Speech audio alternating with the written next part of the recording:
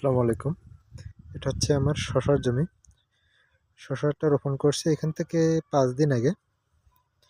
তো এখানে জায়গা আছে প্রায় ৩৩% মতো। এখন এখানে আপনার টোটালে প্রায় ১৪-১৫টার মতো আপনার বেড আছে।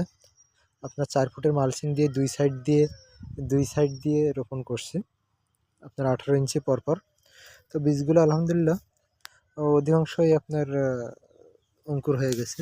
সব বের হয়ে গেছে, এই দেখেন ৫ দিন বয়সে। অবশ্য শীতের জন্য একটু কিছুটা গ্রোথ কম, শীতের জন্য আপনার সঠিকভাবে বের হতে পারছে না দেখেন। তবে আলহামদুলিল্লাহ চারাগুলো খুব সুস্থ আছে, সুস্থ সুন্দর আছে। এই যে দেখেন চারাগুলো আলহামদুলিল্লাহ খুব সুস্থ আছে। চারা একটু বড় হয়ে গেলে আপনি কিছুদিন পরে বেড আপনার মাচা করার কাজ করা হবে। এটা প্যাটার্নে মাচা করব। ধন্যবাদ।